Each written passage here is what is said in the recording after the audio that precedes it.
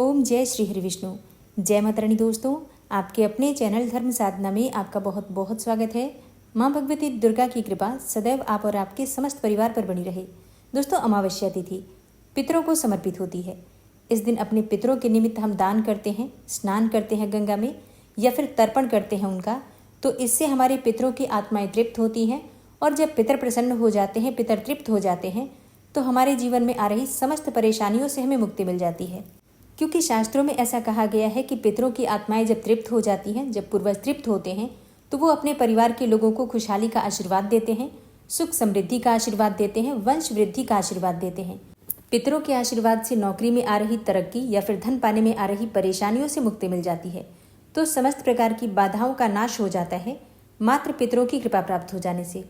और पितरों की कृपा की प्राप्ति के लिए प्रत्येक मास में आने वाली अमावस्या बहुत महत्वपूर्ण होती है। तो आज की वीडियो में आप जानेंगे कि भाद्रपद मास की अमावस्या तिथि कब है, अमावस्या की तिथि कब प्रारंभ हो रही है, कब समाप्त हो रही है, और कई भक्त हैं जो कि अमावस्या का व्रत धारण करते हैं, तो उन्हें अमावस्या का व्रत कब रखना है। अमावस्या के दिन स्नान दान का बहुत महत्व होता है। तो स्नान दान की अमावस्या कब है और स्नान दान करने का शुभ मुहूर्त क्या होगा, इसके साथ ही पितरों की पूजा करने का, पितरों के निमित्त जो हम तर्पण करते हैं उसका समय क्या होगा, देवताओं की पूजा कब करें, संपूर्ण जानकारी आपको आज की वीडियो में शेयर करने वाली हूँ भाद्रपद मास की अमावस्या से संबंधित। तो आज की वीडियो बहुत महत्वपूर्ण है, पूरा ज़रूर देख लीजिए। अच्छी लगे वीडियो तो लाइक भी ज़रूर कीजिए, क्योंकि आपके लाइक्स, आपके कमेंट्स मेरे लिए बहुत महत्वपूर्ण होते हैं। ये एकमात्र जरिया है जिनसे मुझे पता चलता है कि आपको ये वीडियो अच्छी लगती हैं और आपके लिए ये वीडियो उपयोगी है। तो अगर वीडियो अच्छी लगे तो लाइक तो ज़रूर ही किया कीजिए। और अब सबसे पहले जानते हैं कि अमावस्या तिथि कब प्रारंभ हो रही है, कब समाप्त हो रही है, और जो भक्त अमावस्या तिथि का व्रत धारण करते हैं उन्हें व्रत कब धारण करना है। देखिए, इस बार की जो अमावस्या है भाद्रपद मास की 2 दिन लगने वाली है। जैसे कि अमावस्या तिथि का प्रारंभ हो रहा है 2 सितंबर 2024 को सुबह 5:21 पर, और समाप्त होगी अगले दिन यानी कि 3 सितंबर को सुबह 7:24 पर। 2 सितंबर को सूर्योदय काल का समय रहेगा सुबह 6:13 पर। तो 2 सितंबर को पूरी तरह से अमावस्या तिथि रहेगी और दिन होगा सोमवार का। तो 2 सितंबर को जो अमावस्या तिथि है सोमवार के दिन है, इसलिए इसे सोमवती अमावस्या कहेंगे। और हाँ, 3 सितंबर को भी सूर्योदय काल में अमावस्या तिथि आपको प्राप्त होगी, इसलिए सूर्योदयकालीन अमावस्या आपको 3 सितंबर 2024 मंगलवार को भी मिल जाएगी। और मंगलवारी अमावस्या को भौम अमावस्या कहा जाता है। इस दिन अगर आप ऋण मुक्ति के लिए कोई भी उपाय करते हैं तो बहुत जल्दी आपको ऋण से मुक्ति मिल जाती है। और सोमवती अमावस्या का महत्व आप सभी जानते हैं। इस दिन सुहागिन महिलाएं व्रत धारण करती हैं, पीपल की पूजा करती हैं, और पीपल की 108 बार परिक्रमा की जाती है।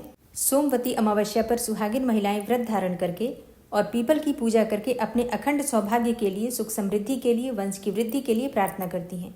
किसी भी प्रकार की परेशानी हो आपकी, अगर आप सोमवती अमावस्या के दिन पीपल की पूजा करते हैं, प्रार्थना करते हैं, तो हर प्रकार की कामना आपकी पूर्ण हो जाती है और समस्त प्रकार की परेशानियों से आपको मुक्ति मिल जाती है। सोमवती अमावस्या का दिन समर्पित होता है पितरों को। इसके साथ ही भगवान भोलेनाथ की पूजा के लिए ये दिन श्रेष्ठ माना जाता है। इस दिन प्रातःकाल जल्दी उठकर नित्य कर्मों से निवृत्त हो जाइए। इसके बाद अगर संभव हो तो पवित्र नदी में या फिर गंगा इत्यादि नदियों में स्नान करना चाहिए। और अगर संभव न हो, जो कि किसी के लिए भी इतना संभव नहीं हो पाता है, मतलब हर कोई तो गंगा में स्नान नहीं कर पाते हैं, इसलिए घर में ही गंगा जल मिश्रित जल से हम स्नान करते हैं। इसके बाद भगवान सूर्यदेव को जल अर्पित करते हैं और अपने घर के मंदिर में विधि विधान से श्री हरि विष्णु, भगवान भोलेनाथ, जो भी देवी देवता आपके घर में विराजित हैं, सबकी विधि विधान से पूजा कर लीजिए। सोमवती अमावस्या के दिन अगर आप पंचामृत से भगवान भोलेनाथ का अभिषेक करते हैं तो इससे किसी भी प्रकार की परेशानी हो आपकी समाप्त हो जाती है।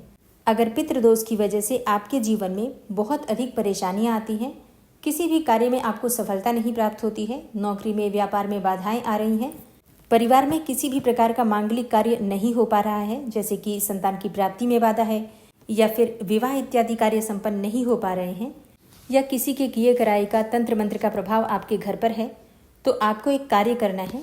सोमवती अमावस्या के दिन, सोमवती अमावस्या के दिन आपको शिव मंदिर में जाना है, भगवान शिव का अभिषेक करना है पंचामृत से, और फिर शुद्ध जल से, गंगा जल से भगवान शिव का अभिषेक कीजिए।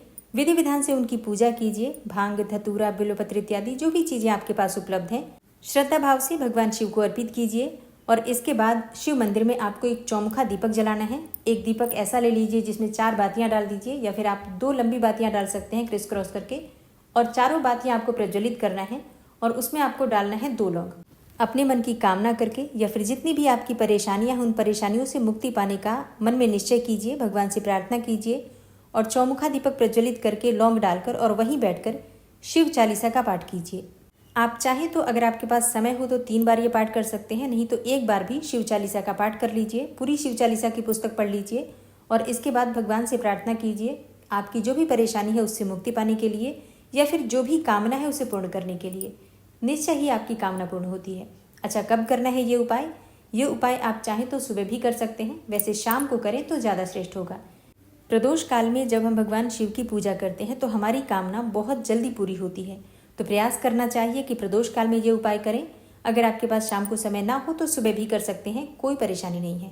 ये उपाय कोई भी कर सकता है, पुरुष भी कर सकते हैं, स्त्रियां भी कर सकती हैं, लड़कियां भी कर सकती हैं और लड़के भी कर सकते हैं। मतलब कई बार परेशानी होती है कि महिलाओं के पास समय नहीं हो पाता है मंदिर जाने का, तो वो चाहे तो अपनी जगह पर किसी और से भी ये उपाय करवा सकती हैं, अपने पति अपने बच्चों से भी ये उपाय आप करवा सकते हैं। इससे कार्यों में आने वाली बाधाएं समाप्त होती हैं और बिगड़े हुए सभी कार्य पूरे होने लग जाते हैं। ये उपाय अगर आप हर अमावस्या पर करते हैं तो विश्वास कीजिए मात्र 11 अमावस्या में आपके जीवन में बहुत अधिक परिवर्तन आएगा, इसमें कोई संशय नहीं है। 2 सितंबर को पूरे दिन रात्रि अमावस्या तिथि है, इसलिए 2 सितंबर 2024 को सोमवती अमावस्या मनाई जाएगी और इसी दिन भाद्रपद मास की अमावस्या होगी। ठीक है, तो जो भक्त अमावस्या का व्रत धारण करते हैं 2 सितंबर 2024 सोमवार को अमावस्या का व्रत धारण करेंगे और सोमवती अमावस्या है इस दिन, तो सुहागिन महिलाएं विशेष रूप से पीपल की पूजा जरूर करें। इसके अलावा बाकी के सभी लोग भी, चाहे आप पुरुष या स्त्री हैं, सबके लिए पीपल की पूजा करना अनिवार्य है। अगर आपके घर के आसपास पीपल का वृक्ष है तो आज का दिन आपके लिए वरदान के समान है। पीपल की पूजा करके अपने पितरों का आशीर्वाद पाने के लिए आज का दिन सर्वाधिक श्रेष्ठ है। सोमवती अमावस्या पर ब्रह्म मुहूर्त में स्नान किया जाता है, तो ब्रह्म मुहूर्त का समय रहेगा सुबह 4:38 से सुबह 5:24 तक। पितरों के तर्पण का शुभ मुहूर्त आपको प्राप्त होगा दोपहर 12 बजे के बाद, यानी कि सूर्यास्त से पहले आप पितरों की पूजा कर सकते हैं। पितरों का तर्पण दोपहर में ही किया जाता है, तो दोपहर 12 बजे से लेकर सूर्यास्त होने से पहले तक आप पितरों के निमित्त तर्पण दान इत्यादि कर सकते हैं। अच्छा, राहु काल में कोई भी शुभ कार्य नहीं किया जाता है, तो राहु काल का समय आपको प्राप्त हो रहा है सुबह 7:30 से सुबह 9 बजे तक। इस समय में कोई भी शुभ कार्य प्रारंभ नहीं करना चाहिए, लेकिन अगर आप पहले से पूजा कर रहे हैं या फिर पहले से ही दान की तैयारी कर रहे हैं तो दान कर सकते हैं, पूजा कर सकते हैं, कोई दिक्कत नहीं है। हाँ, इस समय में कोई विशेष पूजा प्रारंभ नहीं करनी चाहिए। और 2 सितंबर को अभिजीत मुहूर्त का समय आपको प्राप्त हो रहा है 12 बजे से, मतलब दोपहर में 12 बजे से 12:51 तक। ठीक है, तो इस समय में आप कोई भी शुभ कार्य करें तो उसका फल आपको कई गुना होकर प्राप्त होता है। और हाँ, पितरों के अलावा माता लक्ष्मी को भी अमावस्या तिथि विशेष प्रिय है, तो इस दिन माता लक्ष्मी की आपको विशेष रूप से आराधना करनी चाहिए, मंत्रों का जप करना चाहिए। शाम के समय जैसे कि संध्या काल में माता लक्ष्मी के सामने शुद्ध घी का दीपक जलाकर और विधि विधान से उनकी पूजा करके अगर आप मंत्र जप करते हैं या फिर आप कोई भी स्तोत्र का पाठ करते हैं तो इससे माता लक्ष्मी की विशेष कृपा आपको प्राप्त हो जाती है और कभी भी आपके जीवन में धन का अभाव नहीं रहता। सोमवती अमावस्या पर किस प्रकार से आपको पीपल की पूजा करनी चाहिए, किन मंत्रों का जप करना चाहिए, भावर आपको किस प्रकार से देना है, संपूर्ण जानकारी आपको आने वाली वीडियो में मिलेगी, इसलिए चैनल से जुड़े रहिए। और प्रदोष व्रत और मासिक शिवरात्रि व्रत से संबंधित जानकारी चाहिए तो आने वाली वीडियो जरूर देखिए। मिलती हूँ मैं आपसे अगली वीडियो में, तब तक के लिए जय श्री राधे।